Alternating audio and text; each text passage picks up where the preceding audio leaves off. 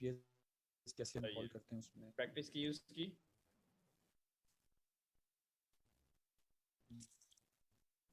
हम्म। Yes sir, simple सा ही था sir वो, ऐसे कुछ नहीं उसमें। नहीं, सिंपल नहीं था। एपीआईज बनाई थी हमने पूरी की पूरी, if I am not wrong. ऐसा ही था ना क्लास? Hello, testing 1 2 3। सर आवाज़ आपकी आ रही है, जवाब नहीं आ रहा, मतलब ये। जवाब नहीं आ रहा। जब मुझे पता जवाब नहीं आ रहा, इसीलिए मैं वापस यही हरकत कर रहा हूँ ताकि लोगों को पता चले। खैर यार, हमने एक्चुअली अगर आपको गौर से देखे ना, तो हमने एपीआईज बनाई थी लास्ट क्लास में। वो वाले जो भी था, हमने सही तरीके से, मतलब सही तरीका तो नहीं, मतलब हमने कोई ऐसा जैसी कोई चीज़ नहीं की थी, लेकिन जो हमने कल लास्ट क्लास में काम किया था वो एपीआई इसी तरीके से बनती है। हाँ, अब वो जो ऑथेंटिकेशन है, ऑथेंटिकेशन के बाद इस राउट के ऊपर लॉगिन यूज़र जाना चाहिए, वो सारी चीज़ें फिर हमें एक्सप्रेस के अंदर करनी पड़ती हैं। लेकिन अगर मैं सिंपल पूछूं पब्लिक एपीआई के हवाले से, जैसे गेटअप की पब्लिक एपीआई अवेलेबल है, तो उस तरीके से हमने एपीआई बनाई थी, याद है? जैसे यहाँ पे ये क्या कर रहा है, हमने लास्ट क्लास में कुछ काम तो किए थे, वही देख रहे हैं। यहाँ पे क्या हो रहा है? सर यूजर्स को कॉल हम कर रहे हैं गेट के मेथड ठीक से। है।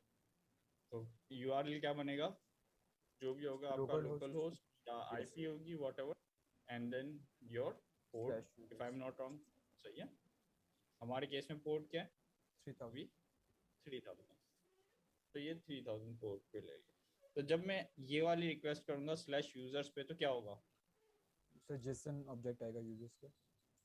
एक मिनट दीजिएगा मुझे सिर्फ, मैंने, अच्छा जी, This meeting is being recorded. Sorry, मैंने एक्चुअली रिकॉर्डिंग स्टार्ट नहीं की थी, तो मैंने अब कर दी है। खैर, तो लास्ट क्लास में हमने एपीआईज देखी थी एक्सप्रेस की, एंड पॉइंट्स बनाए थे हम लोगों ने। यहाँ पे हम एक एंड पॉइंट डिस्कस कर रहे हैं जो हमने लास्ट क्लास में बनाया था।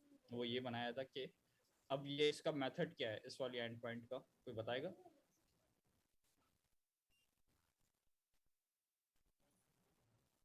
हेलो। सर गेट मेथड है, सर गेट मेथड है। एग्जैक्टली। अच्छा जी, तो ये हमारा गेट मेथड, कैसे पता चला कि ये गेट का मेथड है हमारा? सर गेट ऐप का डॉट गेट रिट्रीवर से। है सर। Yes, perfect. क्योंकि हमने यहाँ पे दिया हुआ एप्लीकेशन गेट, अगर गेट की रिक्वेस्ट आए तो ये करना है। तो ये करने में क्या है, हमें दो चीजें मिलती है, रिक्वेस्ट और रिस्पॉन्स। कॉल बैक है ये हमारे पास, जिसके अंदर हमें दो चीजें मिलती है, रिक्वेस्ट और रिस्पॉन्स। रिक्वेस्ट क्या होती है भाई?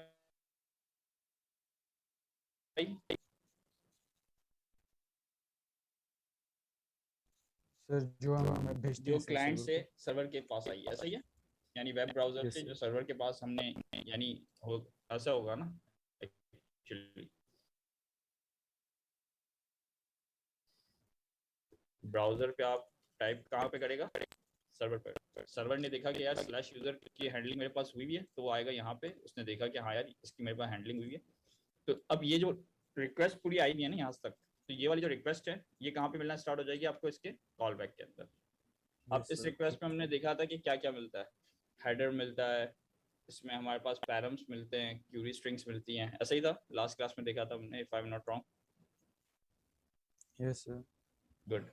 तो ये रिक्वेस्ट के अंदर सारी चीज़ें मिल जाती है। इवन के इस रिक्वेस्ट में ये भी मिलता है कि कौन सी आईपी से रिक्वेस्ट आई है। अभी तो हम लोकल होस्ट के ऊपर ही काम कर रहे होते हैं, तो लोकल होस्ट में तो आपको सेम ही आईपी नजर आएगी, लेकिन अगर आप रियल एग्जांपल्स देखेंगे तो आपको यहाँ से क्लाइंट की आईपी भी नजर आना स्टार्ट हो जाती है कि रिक्वेस्ट कौन सी आईपी से आई हुई है।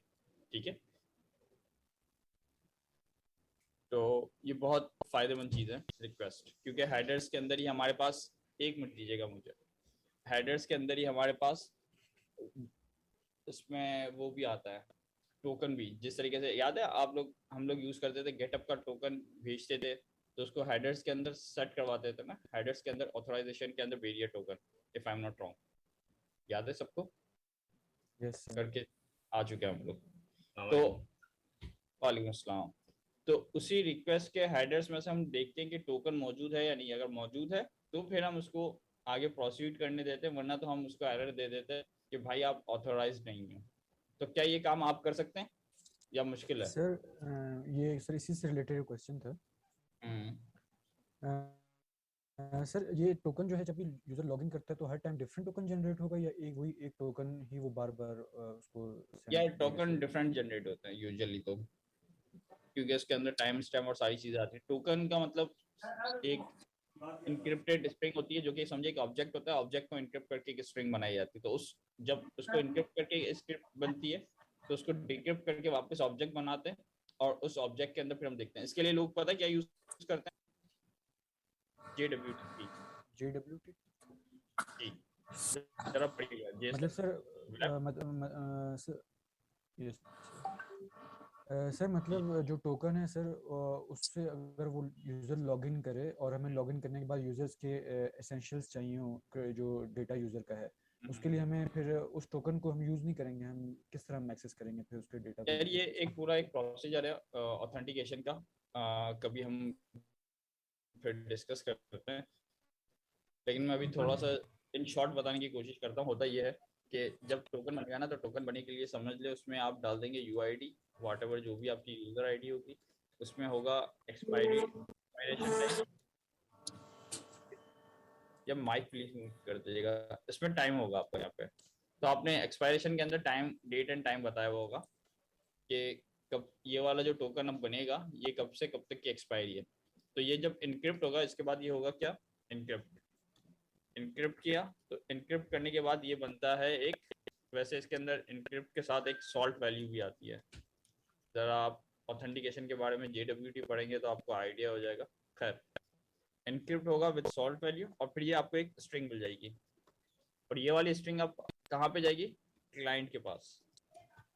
अब ये जब ये क्लाइंट के पास जाती है, तो जब भी, अब ये वाला जो टोकन है ना क्लाइंट के पास, ये जब टोकन मिला ऐड रिजल्ट के अंदर, तो ये वाला टोकन अब जब क्लाइंट यस रिक्वेस्ट करेगा सर्वर पे, तो वो इस टोकन के साथ रिक्वेस्ट करेगा। और जब ये इन टोकन के साथ आएगा तो सर्वर इसको इनक्रिप्ट हुआ था तो इसको क्या करके देखेगा, वो डिक्रिप्ट करेगा। जब टोकन डिक्रिप्ट होगा तो वापस से उसको क्या मिल रहा है, स्टार्ट हो जाएगा उसको ऑब्जेक्ट।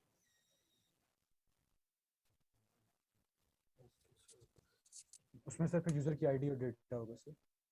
हाँ एग्जैक्टली क्योंकि स्ट्रिंग थी, स्ट्रिंग के बाद ये ऑब्जेक्ट बना, तो ऑब्जेक्ट बने सर वापस इसको ये चीज मिल जाएगी। ये चीज मिलेगी तो आप देखोगे कि क्या ये वाला टोकन एक्सपायर तो नहीं है। अगर जब ये वाला टोकन एक्सपायर होगा तो आप उसको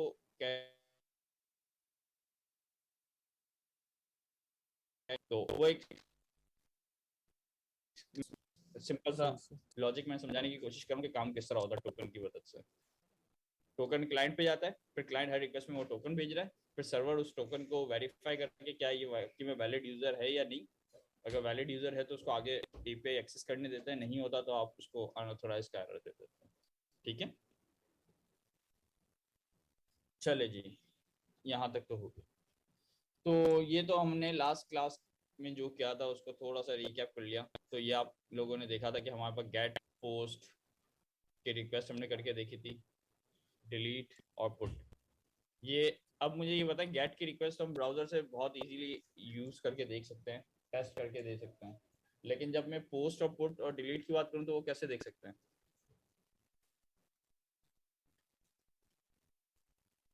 कैसे APIs को टेस्ट कर उसका सकते हैं? रेस्पॉन्स वापस सेंड करके। नहीं नहीं बॉडी नहीं, में मैं सर ये कह रहा हमें हूँ कि उसका जैसे वो ये देना गेट की पड़ेगा। रिक्वेस्ट जो थी हम लोग ब्राउजर में डायरेक्ट हिट करके देख सकते हैं।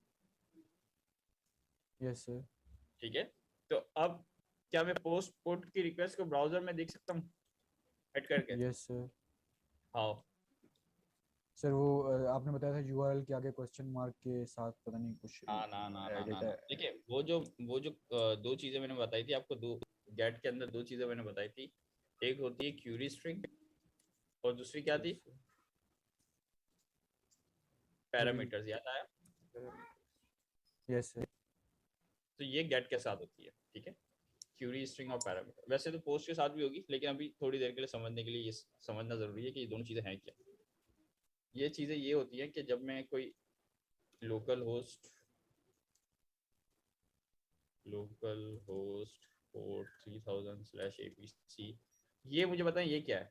ID equals to 1 and key equals to value, sir query string है सर ये तो। ठीक है, तो अब मुझे ये बताएं कि ये क्या है, ये पैरामीटर कहूंगा या इसको क्यूरी स्ट्रिंग कहूंगा? स्ट्रिंग क्वेरी स्ट्रिंग बोलेंगे सर अब ये इसको, चीजें क्वेश्चन क्या कहेंगे इसको? Query string sir. Query string, बिल्कुल सही कहा आपने, क्यूरी स्ट्रिंग आएंगे। और ये क्या होगा?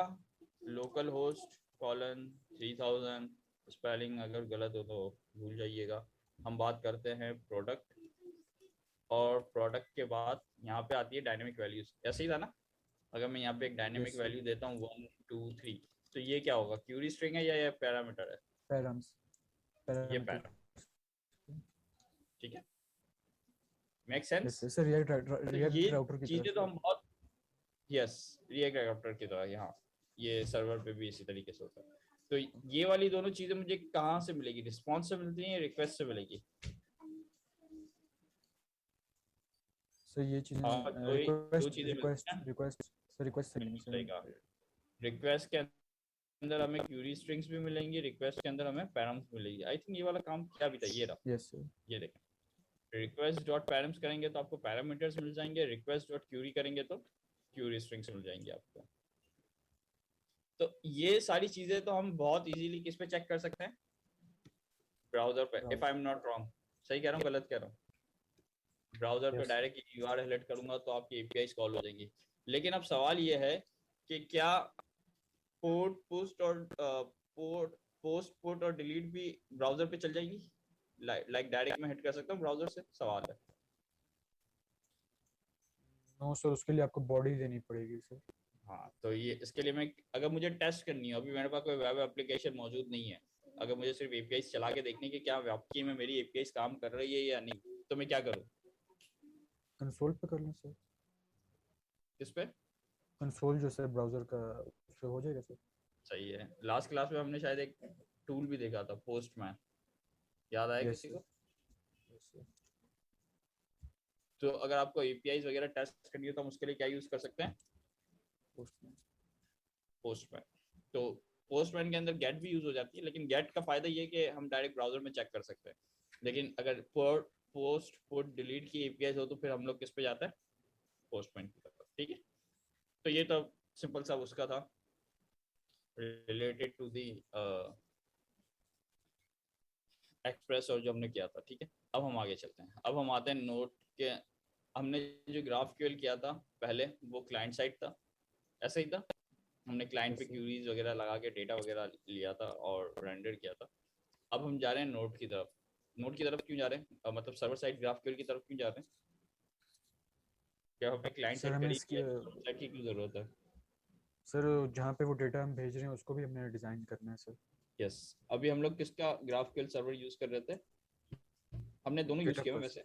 GitHub का भी यूज किया, अपना वाला भी यूज किया जो हमने बनाया हुआ था। लेकिन हमने जो बनाया था वो हमने सीखा नहीं था कि हमने कैसे बनाया हुआ, हमने सिर्फ यूज किया था, if I am not wrong. Yes sir. सही है, चलो। सर लास्ट वीक क्लास हुई थी। लास्ट वीक क्लास नहीं हुई थी दोस्त।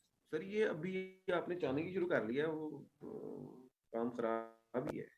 क्या हुआ? सॉरी सर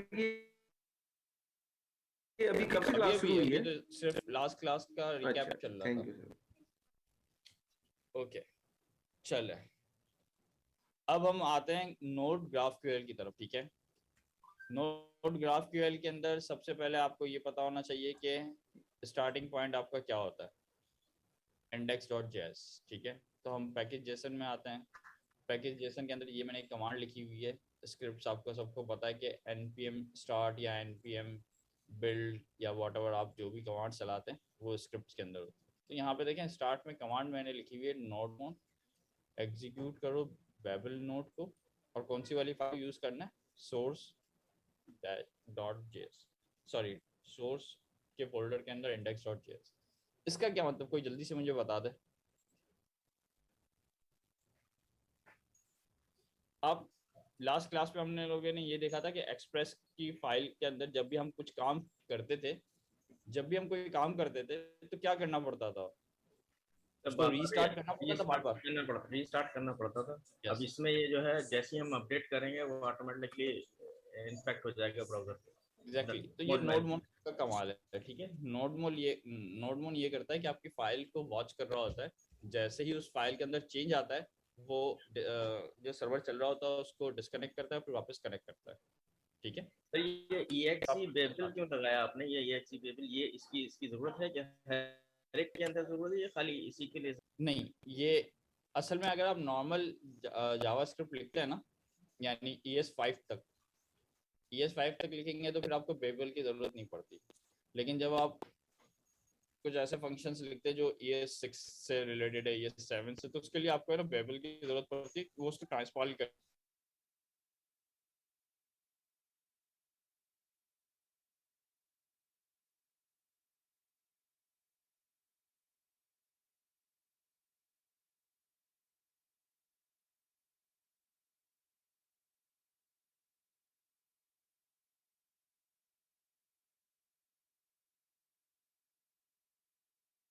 नोड के लेटेस्ट वर्जन पे नहीं गया तो वो ES7 को सपोर्ट नहीं कर रहा, तो मैं क्या करूँ? वो अभी पुराना ही है, लेट से ES5 पे ही है। जो नोड का वर्जन है वो ES5 समझता है, ES7 नहीं समझता, मैं क्या करूँ? तो बताएगा। सर अपडेट कर लें। अपडेट तो नहीं ना, डाउनग्रेड होगा ना। यानी आपका कोड लेटेस्ट लिखा हुआ ES7 पे समझ ले थोड़ी देर के लिए, लेकिन आपका जो सर्वर है वो ES5 समझता है, तो मैं क्या करूँ?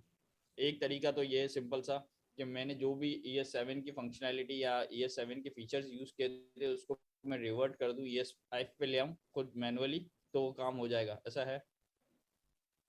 Yes sir. वरना तो दूसरा तरीका ये है कि हम बेबल की मदद से ये काम करवा सकते हैं। बेबल की मदद से हम उसको बता सकते हैं कि हमें कौन से वर्जन के ऊपर कौन सा ECMAScript यूज कर, तो वो जो आपका करंट कोड होता है वो उसको कन्वर्ट कर देता है, अपग्रेड भी कर देता है या तो डाउनग्रेड भी कर देता है। तो ये इसके फीचर्स हैं, ठीक है। तो ये ऐसे ही एक एडवांस टॉपिक था, तो डिस्कस कर लिया ताकि आप लोगों को पता हो कि ऐसी चीज़ें भी होती हैं। चले जी इंडेक्स पे चलते हैं हमारे। सर ये जो बेबिल है ये ऑटोमेटिकली करेगा अपग्रेड और डाउनग्रेड? ये पूरी लाइब्रेरी है, ये आपके कोड को कन्वर्ट कर रहा होता है। यानी कि सर ये जिधर हमने ES7 का कोड यूज किया होगा उसको CS7 के हिसाब से ट्रीट कर रहा है, और जैसे अगर CS5 आप का वहां। इसकी सिंपल एग्जांपल में आपको समझाना चाहूँ तो आप अभी रिएक्ट यूज करते हैं। Yes sir. Yes sir. React के अंदर सारे नए फीचर यूज करते हैं, अप्रोक्सीमेटली सर। है ना। और उसके बाद जब हम इसको बिल्ड चलाते हैं तो वो उसको कन्वर्ट कर देता है जो ब्राउजर समझ सकता हो। HTML में? Yes sir. HTML में नहीं, जावास्क्रिप्ट को भी कन्वर्ट करता है। जावास्क्रिप्ट को भी वो, अगर आपने कोई बहुत ही जैसे अपने लेटेस्ट फीचर यूज कर लिया, अभी सारे ब्राउजर्स के ऊपर उसकी वो नहीं है, सारे ब्राउजर्स उसको नहीं समझते, तो वो उसको भी कन्वर्ट करता है कोड को। तो ये जैसे आपने क्लाइंट साइड रिएक्ट की मैंने एग्जांपल दी, उसी तरीके से सर्वर के ऊपर इस तरीके से होता है। चले आगे चलते हैं। अब हम आते हैं मेन, हमारा स्टार्टिंग पॉइंट है इंडेक्स, तो मैं आ गया इंडेक्स के ऊपर। अब इंडेक्स के ऊपर देखें क्या हुआ होगा, ये वाला काम क्यों किया होगा, कोई बता दे जल्दी से। एनवायरनमेंट यूज करने के लिए। बहुत एनवायरनमेंट जबरदस्त, वेरिएबल इंपोर्ट किया हुआ। बहुत जबरदस्त, सेम, बिल्कुल सही समझा आप लोगों ने। अब हम आते हैं थोड़ा सा कोड के ऊपर। हम लिखते हैं कि अपोलो सर्वर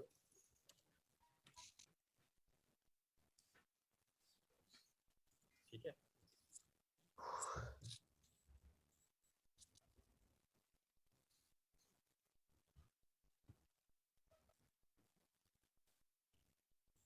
ठीक है, ये अपोलो सर्वर के लिए आ गया।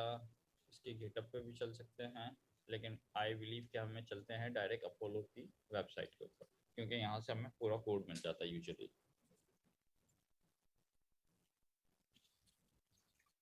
सही, अपोलो सर्वर लैम्डा और अपोलो सर्वर एक्सप्रेस में क्या डिफरेंस है? अपोलो सर्वर एक्सप्रेस के अंदर ये है कि हम लोग एक्सप्रेस के फीचर्स के साथ इसको पूरा यूज कर सकते हैं, ठीक है। तो ये देखें, इसका कोड इस तरीके से कुछ इंपोर्ट करना है हमें अपोलो सर्वर, और अपोलो सर्वर एक फंक्शन वो है जो क्या कहते हैं प्रोसेस है, तो हमने एसिंग अवेट के साथ इसको यूज किया था। तो स्टार्ट करेंगे सर्वर, उसको हमें टाइप डेफिनेशंस देनी है और रिजॉल्वर्स देनी है, और जैसे ही हम ये दोनों चीजें इसको देते हैं तो ये एक हमें अपोलो सर्वर बना के देता है, और अपोलो सर्वर को फिर हमें यूआरएल मिलता है, एंड देन यूआरएल हम शो करते हैं। ये मैं अभी आपको कोड में दिखाता हूँ। इसको इंस्टॉल करने के लिए क्या क्या करना पड़ेगा, Apollo server express, Apollo server core express और graph QL.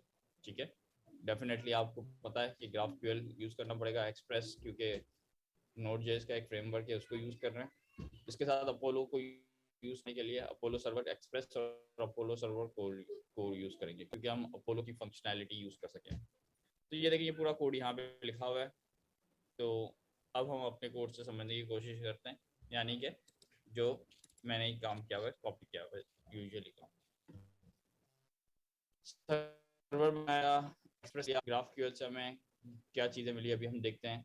Express graph Apollo server express से हमने अपोलो सर्वर लिया, सब्सक्रिप्शंस और ये क्या चीज़ें अभी हम डिस्कस करते हैं। ये पोर्ट मैं कहाँ से ले रहा हूँ,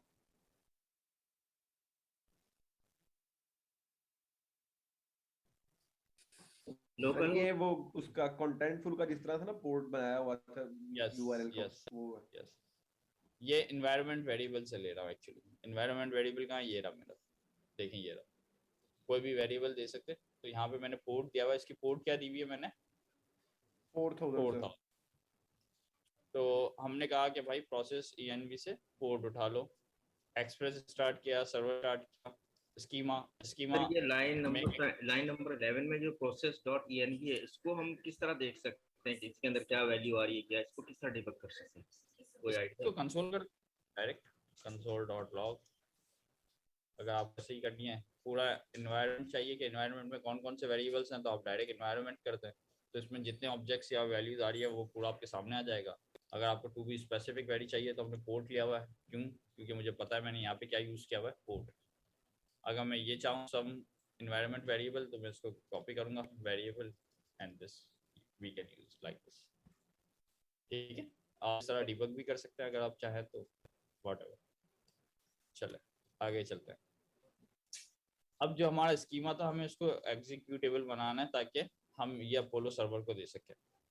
तो ये देखें, टाइप डेफिनेशंस क्या है और रिजॉल्वर्स क्या है। अभी हम 2 मिनट में इस पे आते हैं, लेकिन एक स्कीमा बनाने के लिए हमें 2 चीज़ें ज़रूरी हैं, टाइप डेफिनेशंस और रिजॉल्वर्स। टाइप डेफिनेशन क्या है अभी हम थोड़ी देर में देखते हैं। रिजॉल्वर्स आप लोगों को मोस्टली पता ही है, क्योंकि हमने ग्राफक्यूएल के अंदर कुछ चीज़ें की थी। वेल अभी देखते हैं, कोई टेंशन नहीं। अब ये देखिए, इससे हमने सर्वर बना दिया। यार ये वाला फंक्शन मैंने ये इस तरीके से कुछ अजीब बनाया हुआ है, ये कोई बता सकती है फंक्शन क्या है? अंदर की चीजें थोड़ी देर के लिए भूल जाएं, इसको मैं हटा देता सर हूँ। ये मैंने क्या ऑटोमेटिकली किया, चलने, मतलब सर बगैर किसी गेट इनवॉक फंक्शन है ये।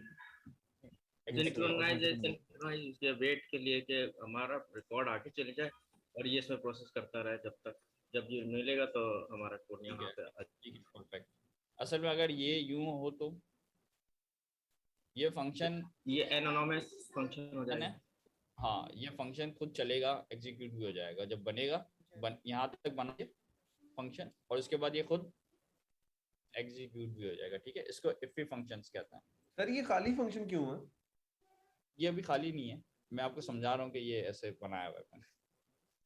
मतलब मैं ये समझाने की कोशिश कर रहा था कि ये फंक्शन एंड देन दिस, इसको इफ फंक्शंस कहते हैं। ठीक है, चलो अब इस फंक्शन के अंदर हमने क्या किया वो देखते हैं। हमने सर्वर स्टार्ट किया, सर्वर कहाँ से मिला, अपोलो का ये वाला सर्वर। हम वेट कर रहे हैं कि सर्वर जब तक स्टार्ट नहीं होता जब तक आपका एक्सप्रेस स्टार्ट ना हो। कभी कभार ये होता है कि एक्सप्रेस वाला सर्वर जल्दी स्टार्ट हो जाता है, लेकिन अपोलो वाला सर्वर थोड़ा सा टाइम लेता है स्टार्ट होने में। तो हमने क्या इसके लिए रोक के रखा हुआ है कि जब तक हमारा सर्वर स्टार्ट नहीं होगा जब तक हम इसको स्टार्ट नहीं कर रहे हमारे एक्सप्रेस सर्वर। तो सिंपल है, एक्सप्रेस सर्वर स्टार्ट होगा, अवेट लगा हुआ है, जब ये नेक्स्ट लाइन पे आएगा तो हमने इसको एप्लीकेशन दे दी जो कि हमारे पास एक्सप्रेस की एप्लीकेशन है। सब्सक्रिप्शन वाला काम अभी 2 मिनट के लिए भूल जाएं। फिर हमने ये बता दिया कि भाई HTTP सर्वर को लिसन करो, पोर्ट नंबर वॉटएवर पोर्ट कहाँ से आ रही है वो यहाँ से। ठीक है, ये सिंपल सा काम है। अब इसके अंदर जो गेम है ना वो समझने की ये है, हमारा जो एक्चुअल GraphQL का काम है ना वो यहाँ से लेके यहाँ तक है। ठीक है, ये जो नीचे काम किया हुआ ये इसलिए किया हुआ आप लोगों को REST APIs की एग्जांपल देने के लिए। हम ये वाला काम करके आ चुके हैं। इसका ये क्या चीज यूज कर रहा हूँ, कोई जल्दी से बता दे। ID sir. ये पैराम यूज कर रहा हूँ, क्या यूज कर रहा हूँ, यस सर। पैरामीटर। ठीक है, अब इस पैरामीटर में जो भी चीज आएगी वो उसका वेरिएबल का नाम क्या होगा, नेम। अगर क्या ये पॉसिबल है वैसे, इसका यूआरएल क्या बनेगा अगर ये ऐसे मैंने इसको बनाया हुआ डायनामिक, तो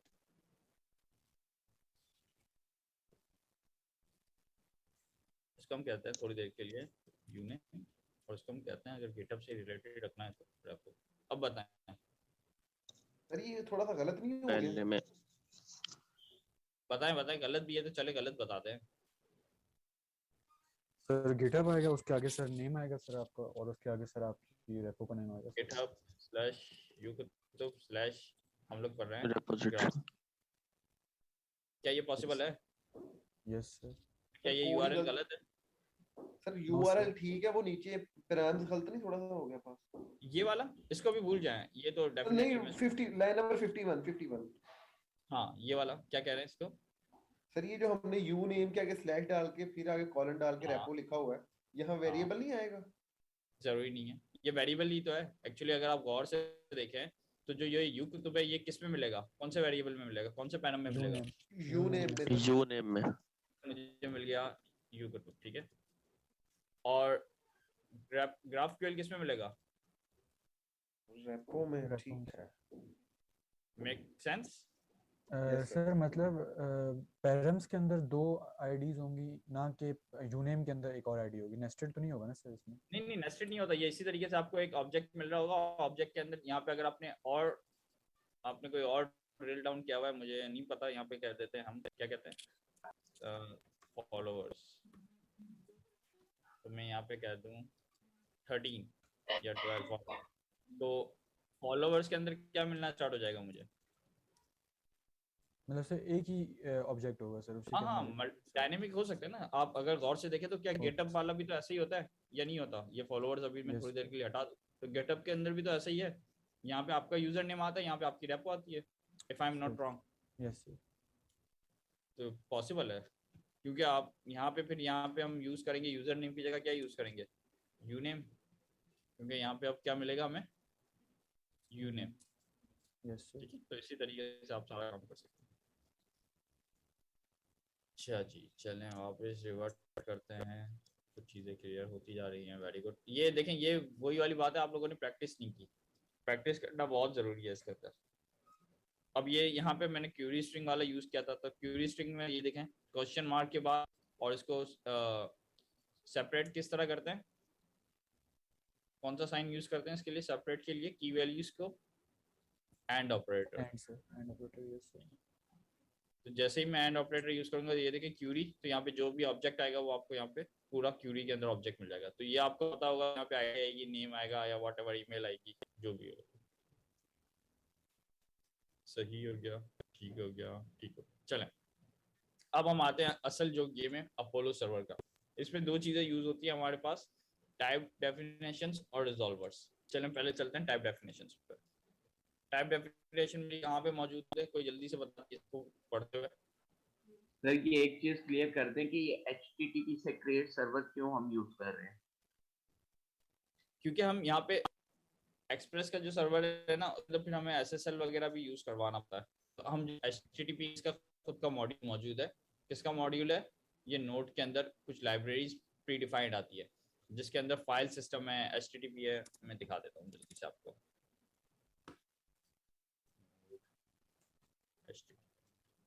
तो ये पूरे ना इसकी लाइब्रेरीज मौजूद तो हो गया क्लियर, उसका नोड के मॉड्यूल्स का पता है हमें।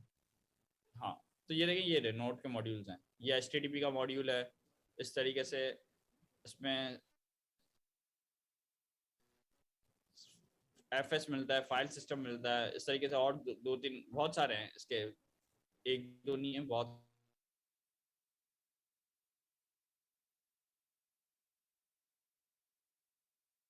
सारा।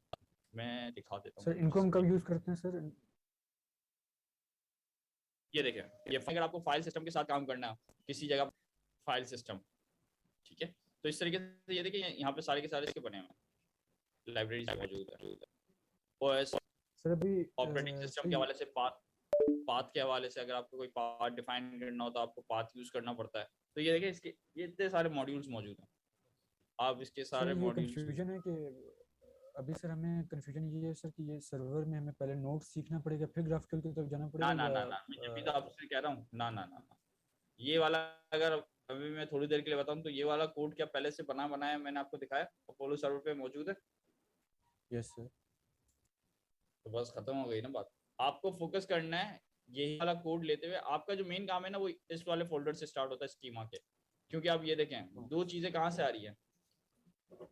यस सर स्कीमा से आ रही ठीक है, है सर। हाँ आपको मेन ये इंडेक्स की फाइल है, आप इसको हर एप्लीकेशन में यूज कर सकते हैं। कहाँ से कहाँ तक, यहाँ तक लाइन नंबर 36 तक, लाइन नंबर 1 से लेके लाइन नंबर 36 तक आप बहुत इजीली यूज कर सकते हैं। ठीक है दोस्त, ओके सर।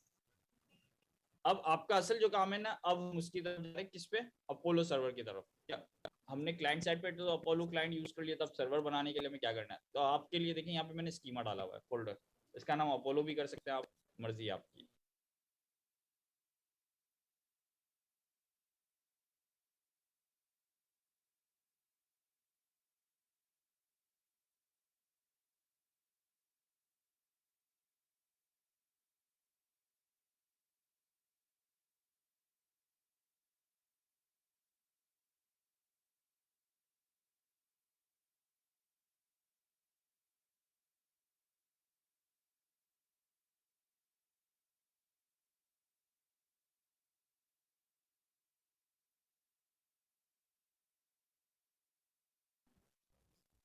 ठीक है, This meeting is being recorded. Definition type थोड़ी देर के लिए देखते हैं। ये वाली टाइप क्या हमने याद है किसी को, ये हमने लास्ट क्लास किसी रिएक्ट अपोलो क्लाइंट के अंदर हमने ये यूज की थी।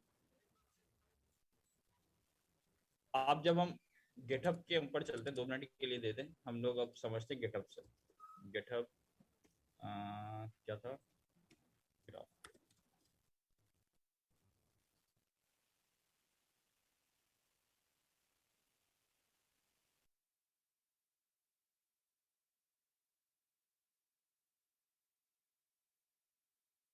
E04 npm।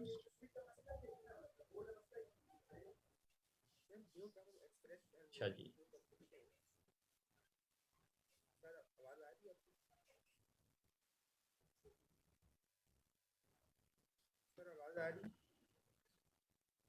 Subscription delete resolver. अच्छा सब्सक्रिप्शन में मैंने कोई डिलीट डाला हुआ है रिजॉल्वर के अंदर, लेकिन वो डेफिनेशन के अंदर नहीं है, ये रहा। ठीक है, नो वरीज।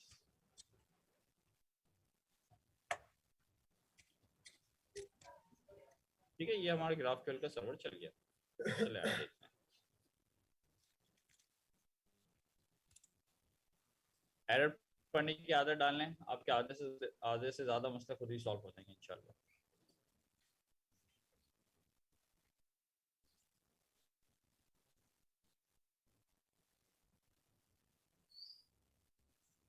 सर ये स्टैक ओवरफ्लो आपको हेल्प करता है sir? Sorry sir stack overflow आपको हेल्प करता है सर आपकी प्रोग्रामिंग के अंदर बहुत जब आप दफा करते हैं? बिल्कुल करता है 100%। एजेंट दुनिया की आधी प्रोग्रामिंग जो है ना, अगर स्टैक ओवरफ्लो है तो वैसे खत्म हो जाए। सर ज्यादातर उसमें सर ये पूछना था कि आप क्वेश्चन अगर कोई पिक्चर वगैरह होती है तो वो फिर किस तरह आप उसको पेश करता है अगर कोई एरर जिस तरह बड़ा एरर आता है सर तो? सॉरी सॉरी वापस पूछिएगा। मतलब सर कुछ एरर ऐसे होते हैं जो पूरे पूरे आपको पेज पे आपको समझ नहीं आ रही कि किस साइड से, तो सर आप उसमें से किस तरह एक्सट्रैक्ट करते हैं सर, मतलब ये एरर हैंडलिंग करते हैं एरर्स की कौन सा? बात कर रहे हैं आप? Yes sir. एक मिनट दीजिएगा। अच्छा आ गए हम टाइप्स के ऊपर। ठीक है, तो यार एरर क्यों, जैसे ये वाला एरर था एक, ये वाला, तो यूजुअली अगर ये वाला एरर मुझे मुझे मैंने थोड़ा सा और डिटेल में पढ़ा तो ये देखिए यहाँ पे क्लियरली मुझे बता रहा है कि भाई आपने सब्सक्रिप्शन के अंदर डिलीट यूजर डिफाइन किया हुआ है, बट स्कीमा में अभी तक हमने डिफाइन नहीं किया हुआ, तो इसकी वजह से ये एरर दे रहा है। तो इस तरीके से आप एरर पढ़ेंगे तो आपको थोड़ा सा पता चलेगा, अगर नहीं पता चलता तो आप है ना यही वाला कोड, इसमें जो एरर टाइप्स और ये सारी चीज़ें आती है ना, इसको आप कॉपी पेस्ट कर देते हैं डायरेक्ट गूगल के ऊपर, तो ये डायरेक्ट स्टैक ओवरफ्लो और इस तरीके से बहुत सारी वेबसाइट्स के ऊपर आपको इसके सॉल्यूशंस मिल जाते हैं।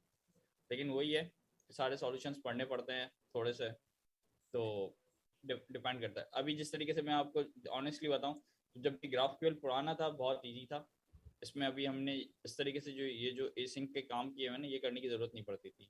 लेकिन जब GraphQL सर्वर अपडेट हुआ तो मुझे भी थोड़ा सा रिसर्च करनी पड़ी, वेबसाइट के ऊपर जाना पड़ा और फिर देख के मुझे कोड लिखना पड़ा कि अच्छा इसको इस तरीके से लिखना पड़ेगा। तो डेफिनेटली मेहनत तो हर काम में पड़ेगी अगर चीज़ें चेंज होती हैं, क्योंकि ओपन सोर्स के अंदर चीज़ें हमेशा रैपिडली चेंज हो रही होती हैं। तो पहले कोई और मेथड चल रहा है, फिर कुछ और किसी और तरीके से काम करना है, तो आपको मार्केट के अंदर इन होना पड़ता है। अच्छा जी, बैक टू द क्लास। हम जब ऑब्जेक्ट की बात करते हैं तो ये देखिए ऑब्जेक्ट की टाइप्स मौजूद है। कौन कौन सी है? ये म्यूटेशन पता है सबको? Why we are using mutations? Yes sir. Good. Post query के बारे में पता है सबको? Yes sir. ठीक है, जबरदस्त हो गया। और सब्सक्रिप्शन?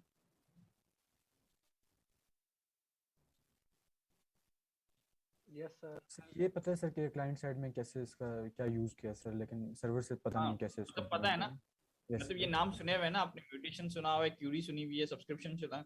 अब ये Yes, आपकी sir. टाइप्स हैं। जी अब सर। हमारे पास एक टाइप यूजर की, तो क्या बाकी में यूजर की कोई टाइप बनी हुई है? इसके अंदर क्या हो रहा है?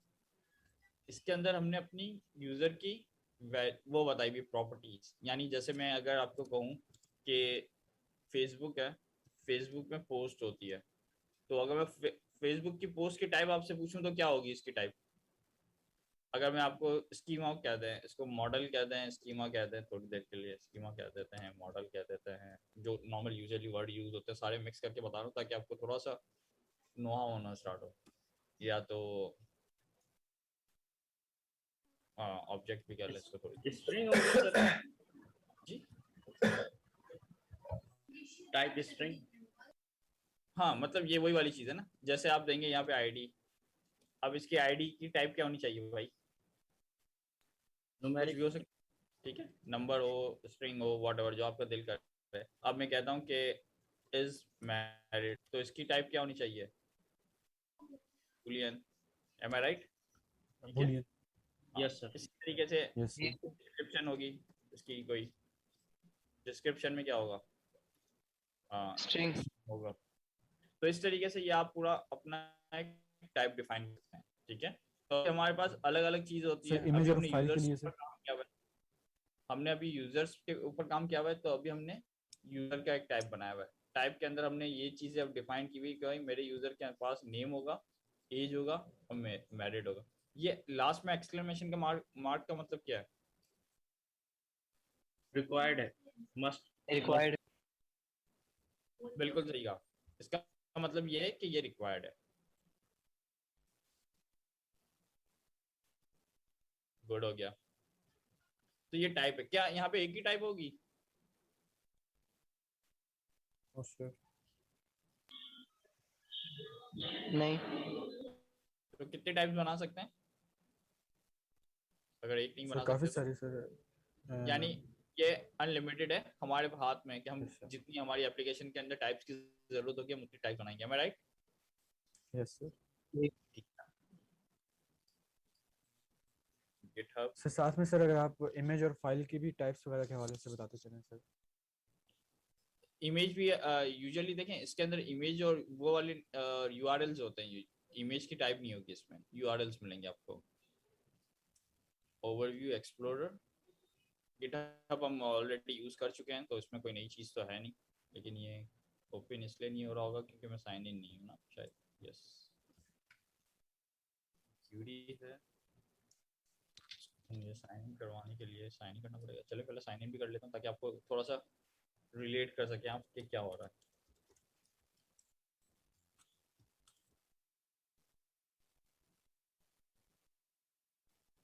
अच्छा जी, तो इसके अंदर क्या था हमारे पास? ये एक्सप्लोरर है, डॉक्स, सॉरी डॉक्स के अंदर हम कहते हैं टाइप्स।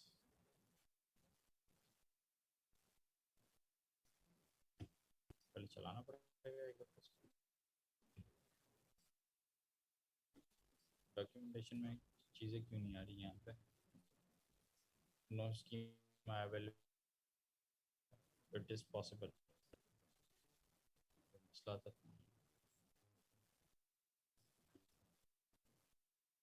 आ गया, ये देखें अब चीज़ें आना स्टार्ट होती हैं, क्यूरी म्यूटेशंस, ठीक है। तो जिस तरीके से ये व्यूअर है, लॉगिन है, व्यूअर का मतलब उसने बताया हुआ कि व्यूअर के अंदर क्या मौजूद होगा, लॉगिन, और उसकी टाइप क्या है, स्ट्रिंग। और व्यूअर रिटर्न एक्चुअली क्या कर रहा है, अगर आप गौर से देखें, नजर आ रहा है,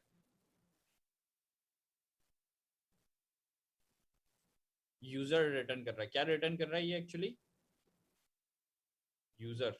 अब यूजर पे चलते हैं, तो ये देखिए ये यूजर है। यूजर के अंदर देखिए ये फील्ड्स मौजूद है जो अभी हम डिस्कस कर रहे थे थोड़ी देर के लिए। बायो डेटा स्ट्रिंग होगी, ये जरूरी है, जरूरी नहीं है।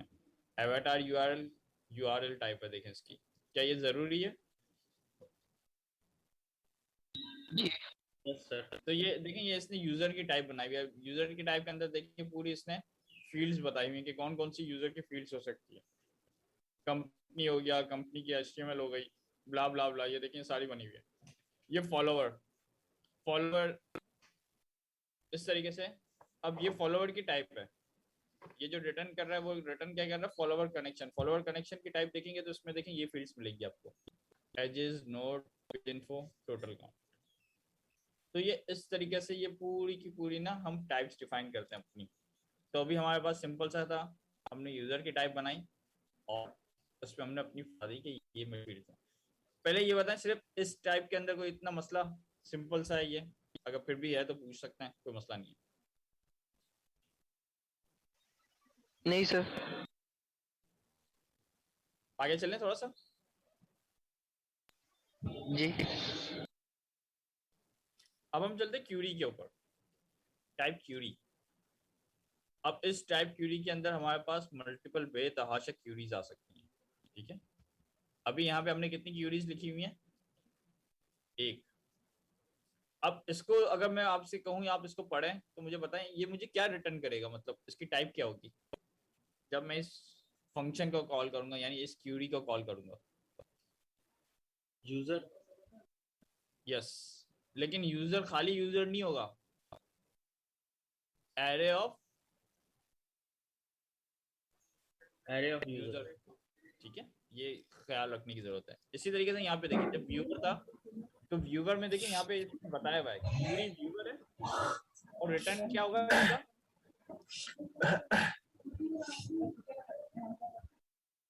रिटर्न क्या होगा इसका दोस्त,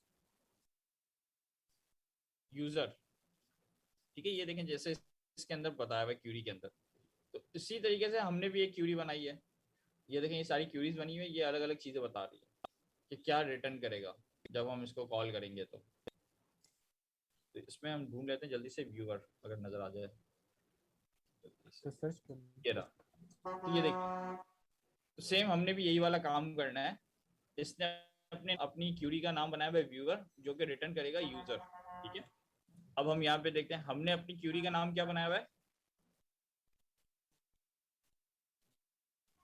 गेट ऑल यूजर्स। और जब हम इसको इस क्यूरी को कॉल करेंगे तो ये मुझे इसके बिहाफ में क्या रिटर्न करेगा, यूजर। एरे ऑफ यूजर्स, ठीक है। अब इसको हम देखते हैं अपने कोड के ऊपर, लाइक दिस। क्यूरी के ऊपर देखें ये यूजर है, गेट यूजर के नाम से बनाया हुआ, और ये हमें रिटर्न करेगा ये यूजर। अब यूजर के अंदर क्या यही चीजें, हमने 3 चीजें दी हुई हैं इसको फील्ड्स के अंदर, एज, मैरिड और नेम। यस। तो ये वही वाला है, ठीक है। अब हम यहाँ पे आते हैं, एग्जाम्पल ऑफ क्यूरी हम लेते हैं गेट यूजर्स।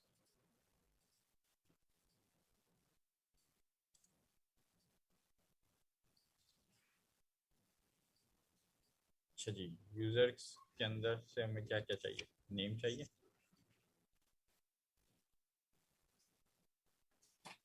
सर थोड़ा सा जूम कर दें, बहुत बारीक नजर आ रहा है। मैं कर देता हूँ।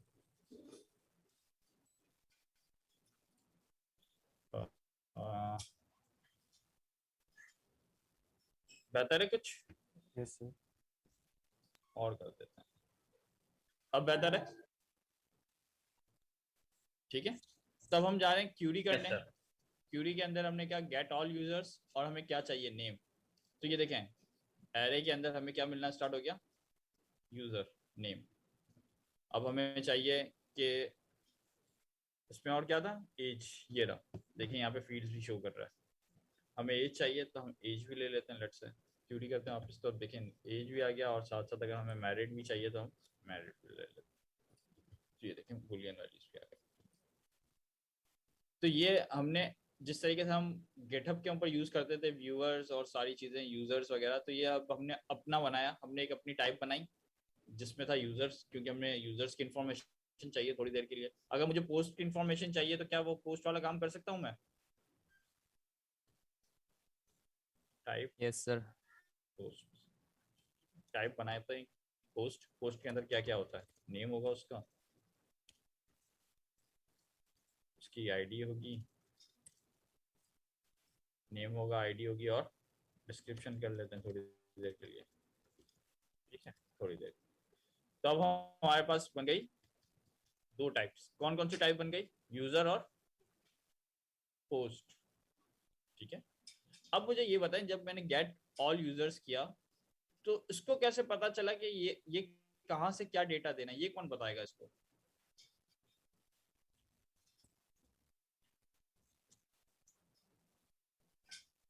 सर क्वेश्चन आप रिपीट करेंगे दोबारा काइंडली? मैं क्वेश्चन रिपीट कर देता हूँ, इसको मैं थोड़ा वापस से बंद कर देता हूँ, ठीक है, इसी पे आपने फोकस इस पे करिएगा।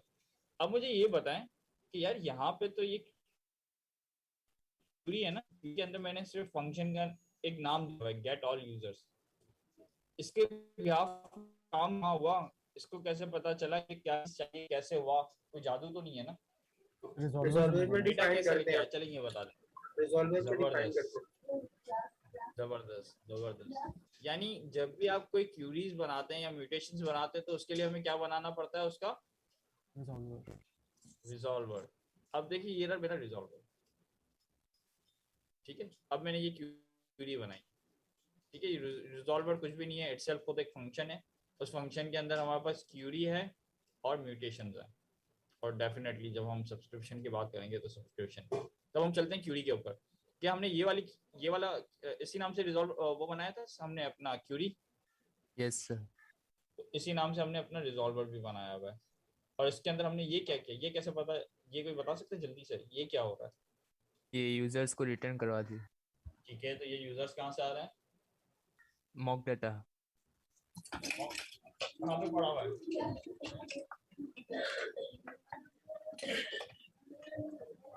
मॉक डेटा हमारा कहाँ पे पड़ा हुआ है? सर फोल्डर में मॉक डेटा के इंपोर्ट किया मैंने। फोल्डर के अंदर, श्योर?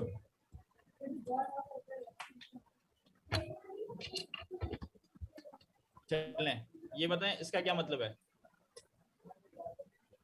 सर यहाँ से बाहर निकलना है, मैं दूसरे फोल्डर में जाना है। फोल्डर से बाहर निकलना है, और इस फोल्डर के बाहर निकलने के बाद कौन सी फाइल मिलेगी हमें? Mock data. Mock data. Data, यानी तो खड़े में स्कीमा के अंदर। सर ये काइंडली म्यूट करवा दें सर। ये करने चालू। ओके, तो हम निकले स्कीमा के फोल्डर से बाहर, तो ये मुझे फाइल मिल गई कौन सी, मॉक डेटा की। मॉक डेटा के अंदर चलते हैं, तो ये देखें ये मैंने एक सिंपल सा एक एरे ऑफ यूजर्स बनाई हुई है। ये एक्चुअली मैंने अपनी जेसन बनाई हुई है ताकि मैं यहाँ से डेटा गेट कर सकूं, लेकिन अगर जब हम थोड़ा सा और आगे काम करेंगे तो ये डेटा कहाँ से आ रहा होगा आपके पास? डेटाबेस। एग्जैक्टली, ये आपका डेटा डेटाबेस से आ रहा होगा। अभी ये अगर मैं थोड़ी देर के लिए कहूँ तो ये आपके पास मेमोरी के अंदर डेटा मौजूद है। किसमें मौजूद है आपके पास? मेमोरी। मेमोरी में। जब भी रीस्टार्ट होगा, अगर आपने इसके अंदर कुछ ऐड वैड किया होगा तो वो सारी चीजें क्या हो जाएंगी, चेंज। खत्म हो जाएंगी, ठीक है, गायब हो जाएंगी। क्यों? क्योंकि जब भी स्टार्ट होगा वो इस फाइल को देखेगा, और इस फाइल के अंदर तो डेटा यही मौजूद है, ठीक है। जेसन बनाई हुई हमने अपनी टेस्टिंग के लिए। चलो आगे चलते हैं। तो अभी जो आपको डेटा नजर आ रहा था वो यहाँ से डेटा आ रहा था नजर, ठीक है। अब इसको अगर हम इस तरीके से देखें तो अभी हमने देखा टाइप के अंदर डेफिनेटली जो मुझे चीज़ रिटर्न करवानी है वो टाइप बनाऊंगा। हमारे केस में यूज़र था तो हमने यूज़र बनाया। पोस्ट होगा तो पोस्ट को देखेंगे। अब हमने देखा था क्यूरी के अंदर हमने देखा कि यार क्यूरी के अंदर बताना पड़ता है यहाँ पे कि कौन सा फंक्शन होगा वो रिटर्न क्या करेगा। तो हमारा ये फंक्शन था, और ये रिटर्न क्या कर रहा है, एरे ऑफ यूजर्स को, ठीक है। सर अगर इसी मैं में इसकी सर बात एक करूँ, हाँ क्वेश्चन बोले। था सर, यूजर के हमने ब्रैकेट्स में क्लोज करके क्यों लिखा? हम खाली यूजर में तो लिख सकते थे। तो वो एक रिटर्न करेगा ना। अब ये करता हूँ, चलें, गेट पोस्ट, ठीक है, गेट पोस्ट के, और गेट पोस्ट के अंदर अभी ये पोस्ट मेरे पास, 1 मिनट दें मुझे, मैं करता हूँ यही वाला काम, ठीक है। पोस्ट के अंदर भी मैं यूजर का ही डेटा डाल देता हूँ, लेकिन नाम पोस्ट होगा। आप अपनी और फील्ड्स डाल सकते हैं, ठीक, लेकिन अभी ये करते हैं, चलें आपके लिए। इसमें मैं कह देता हूँ पोस्ट। अब ठीक है, ये अब ये समझ में आती है बात। यस सर, यहाँ पे ये क्या रिटर्न कर रहा है, यस सर, सारी पोस्ट या सारे यूजर्स। यूजर्स। यहाँ पे हम सिंगल यूजर या पोस्ट करवा रहे हैं, ठीक है। चलें, इसको मैंने सेव किया। अब ये क्वेरी तो बन गई, इसका रिजॉल्वर बनाना पड़ेगा मुझे। Yes sir. यस सर, चलें रिजॉल्वर बना लेते हैं इसका जल्दी से। रिजॉल्वर में चले, क्यूरी में गए, कॉमा, फंक्शन, रिटर्न। अब यहाँ से क्या यूजर्स रिटर्न करवाऊं,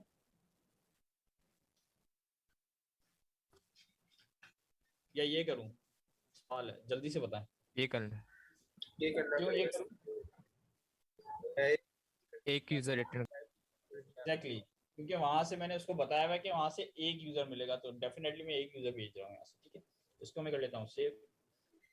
अब जरा हम देखते हैं अपने कोड को, क्यूरीज के अंदर चलते हैं। क्यूरीज के अंदर देखें, अब 2 चीज़ें आ गई, पोस्ट और ये, ठीक है। अब हमें यही वाली पोस्ट को यूज करना है।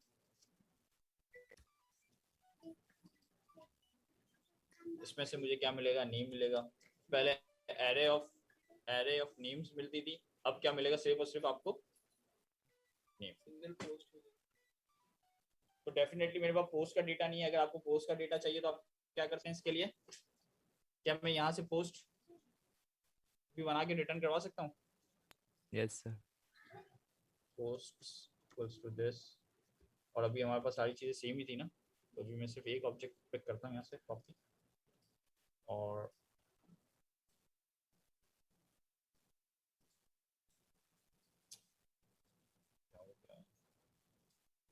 इसको मैं कह देता हूँ माई फर्स्ट पोस्ट। अब एज वेज छोड़ दें, इसमें वैसे मैरिट की जरूरत नहीं है, लेकिन फॉर द टाइम भी, ठीक है। अब हम जाते हैं रिजॉल्वर्स के अंदर। यहाँ पे मैंने यूजर्स लिया था, पहले यहाँ से उसको एक्सपोर्ट भी करना पड़ेगा, हम इसको करते हैं एक्सपोर्ट। अब रिजॉल्वर में गए, रिजॉल्वर में यहाँ से मैंने पोस्ट ले लिए, और जहाँ से मैं यूजर को रिटर्न कर रहा था वहाँ से पोस्ट के अंदर से 0 रिटर्न। क्या ये चलेगा? यस सर, चल जाएगा। चल जाएगा ना सर? वो एरे आपने क्या, ये देख, ये चल गया, ठीक है। तो इसका मतलब ये है कि क्या अब आप यहाँ पे अपनी पोस्ट की पूरी टाइप और सारी चीजें डिफाइन करके यहाँ पे अपना डेटा डिफाइन कर सकते हैं, नेम, डिस्क्रिप्शन, यूआरएल, पोस्ट का आईडी वाईडी, ब्ला ब्ला, सारी चीजें। Yes sir. पॉसिबल है? बिल्कुल पॉसिबल है, ठीक है, जबरदस्त। तो हमने ये देखा कि हमने टाइप देखी। टाइप का मतलब क्या होता है, जो चीज हम रिटर्न करवाने होते हैं हमें सबसे पहले उसकी टाइप बनानी पड़ती है। और क्यूरी के अंदर हमने देखा कि जो हम क्यूरीज करने जा रहे हैं उस क्यूरी के बताना पड़ता है, टाइप डेफिनेशन में बताना पड़ता है कि भाई ये वाला क्यूरी का फंक्शन कॉल होगा, तो उसके बिहाफ पे मुझे रिटर्न क्या करना है। तो like this, get all users, array of user मुझे रिटर्न करना है।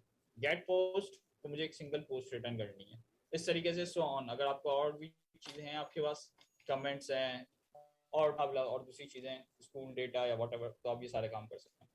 अब मुझे सिर्फ इतना बता दें, टाइप डेफिनेशन के अंदर हमने 2 चीजें पढ़ी हैं, टाइप्स और क्यूरीज।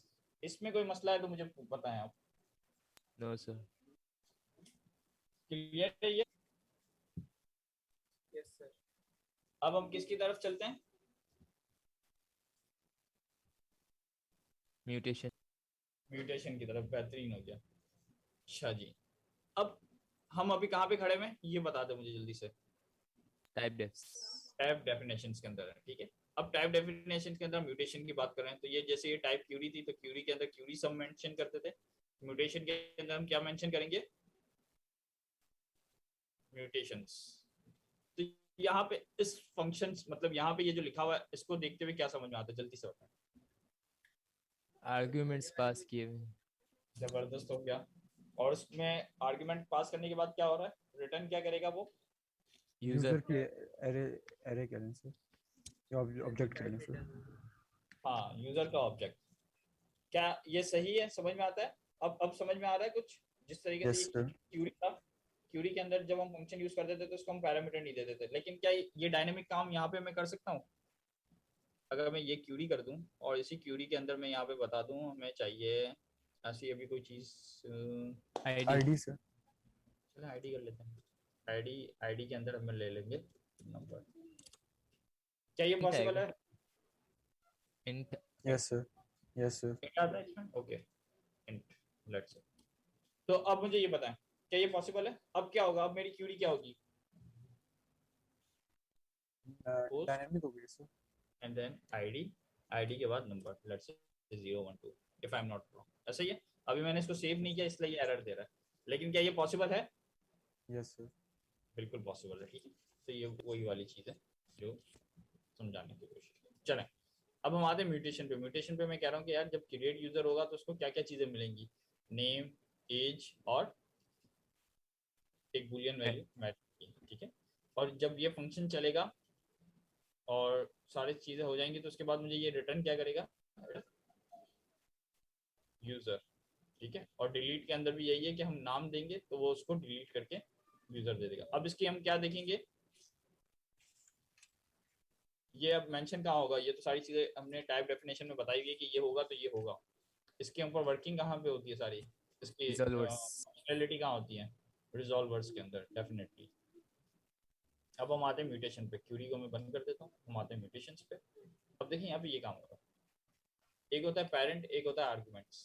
दोनों चीज़ें मिलती हैं यहाँ पे, ठीक है। अब हमें मिलती है सारी चीज़ें जो मिलती है ना वो आर्गुमेंट्स में मिलती हैं। आर्गुमेंट में देखिए ये पूरा न्यू यूजर मिलता है। न्यू यूजर में क्या क्या चीज़ें मिल रही हैं मुझे? नेम, एज और मैरिड। तो यानी इस आर्ग्यूमेंट जो ऑब्जेक्ट मिलेगा और इस ऑब्जेक्ट के अंदर क्या क्या मौजूद होगा? चीजें name, age and married properties मौजूद होगी। तो ये देखें मैंने क्या किया, ये यूज कहाँ से आया हुआ है सबको पता है अभी? import कराया हुआ है। एग्जैक्टली हमने कहाँ से इंपोर्ट करवाया? ये जेसन में। अब हम क्या कर रहे हैं, कुछ भी नहीं कर रहे, सिंपल उसी के अंदर हमने पुश कर दिया न्यू यूजर। और इसको भी थोड़ी देर के लिए भूल जाएं इस वाली लाइन को, ये तो सब्सक्रिप्शन के लिए। लेकिन ये देखें यहाँ से हमने रिटर्न भी क्या करवा दिया? New user. क्या यूजर की ये वाली टाइप यही थी, एज, नेम और मैरिड? yes तो देखें इसको हमने यहाँ से भी रिटर्न करवा दिया न्यू यूजर। समझ में आई बात? अभी हम डेफिनेटली हम अपनी एरे के अंदर काम कर रहे हैं, अपनी जेसन के अंदर काम कर रहे हैं, तो हम इस तरीके से पुश, पॉप और डिलीट वाले काम कर सकते हैं। लेकिन जब हम डेटाबेस से काम करते हैं तो डेटाबेस से कनेक्शन बनेगा, फिर डेटाबेस की क्यूरीज लिखेंगे और फिर डेटा सारा डेटाबेस के अंदर सेव हो रहा होता है। अभी हमने सारा काम जेसन में किया हुआ है। और डिलीट वाले यूजर्स के अंदर भी देखें यही वाला काम हुआ है। हमने फाइंड किया, फाइंड बाय नेम है क्योंकि नेम से हम कर रहे हैं। ये यूजर आएगा, डिलीटेड यूजर मिला, फिर हमने उसको डिलीट करने के लिए यहाँ पे लॉजिक लगानी पड़ेगी। क्या डिलीट करने के लिए यहाँ पे क्या लॉजिक लगा सकता हूँ मैं यूजर को? तो उसकी आईडी जो है उस हिसाब से आप सर्च करके एग्जैक्टली उसको हम स्लाइस भी कर सकते हैं, स्प्लाइस कर सकते हैं, सॉरी स्प्लाइस कर सकते हैं। तो कोई ऐसी चीज जो अभी तक समझ में ना आई है, अभी हमने 3 चीजें देखी। हमने टाइप्स देखी, हमने क्यूरीज देखी, हमने म्यूटेशन देखी।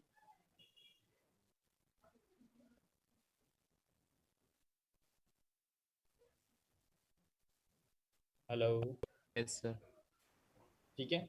Yes sir. अब आप लोगों से सवाल है कि मैं आज यहाँ पे स्टॉप कर दूं और आप पहले इसकी प्रैक्टिस करें, फिर हम सब्सक्रिप्शन की तरफ जाएं, या मैं सब्सक्रिप्शन भी करवा दूं? सवाल है। सर फिर अगली क्लास में कर लेंगे सब्सक्रिप्शन फिर। मैं इसलिए चाह रहा हूँ कि अगली क्लास पे जाएं, वरना तो अगर मैंने आज इसको खत्म कर दिया तो आप लोग इसकी प्रैक्टिस करें। डेफिनेटली अगर आप लोगों के पास प्रॉब्लम्स आएंगे आप लोग नोट कीजिए, शेयर कीजिए। अगर नेक्स्ट क्लास तक अगर प्रॉब्लम सॉल्व नहीं होते तो फिर की तरफ चलते हैं। क्या ख्याल है? Yes sir. जी सर। अच्छा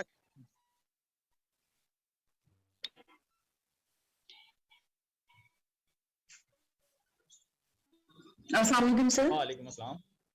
जी सर, मैंने ये पूछना था कि थोड़ी सी कंफ्यूजन आ रही थी ये क्विज 1 के सिलेबस की कि चैप्टर 7 तक है कि 8 तक आ रहा है लिखा हुआ।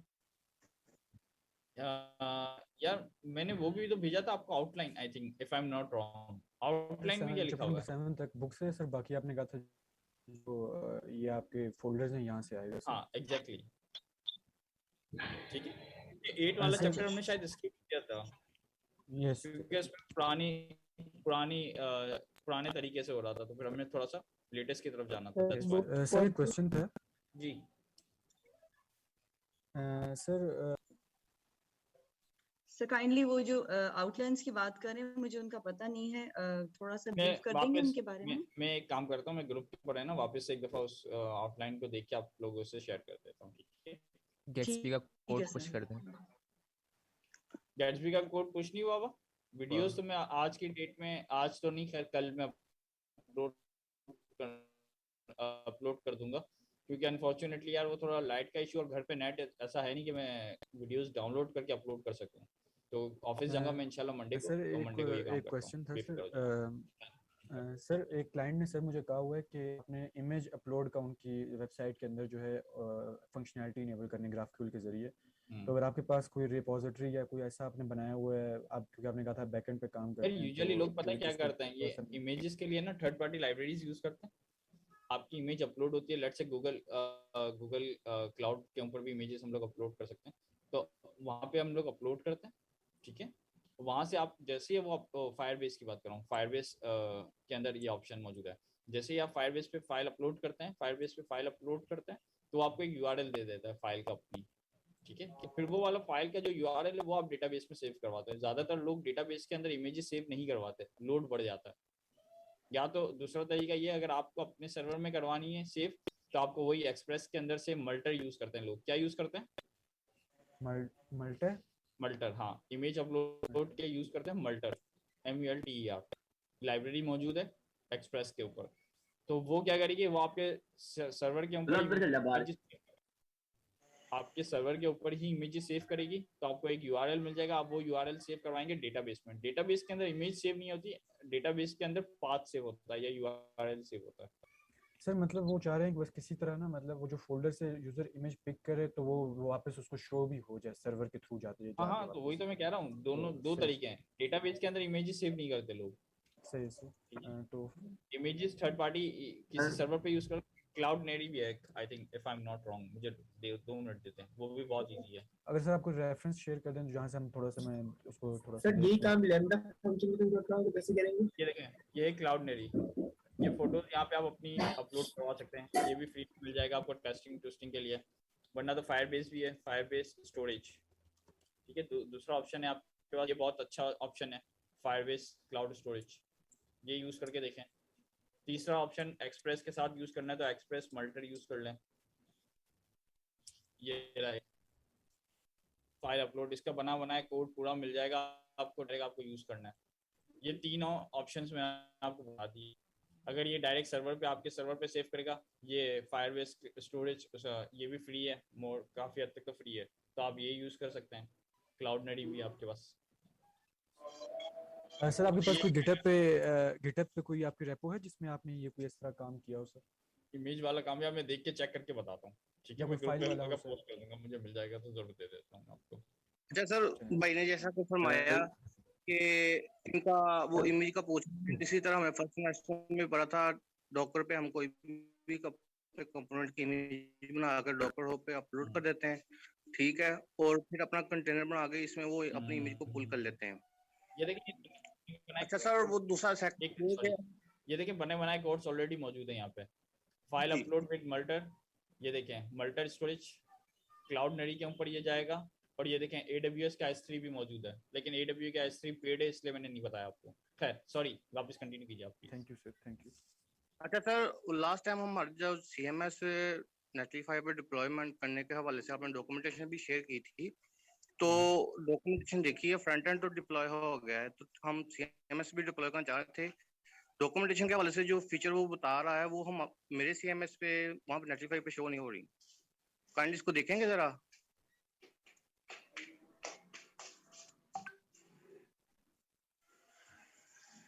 हेलो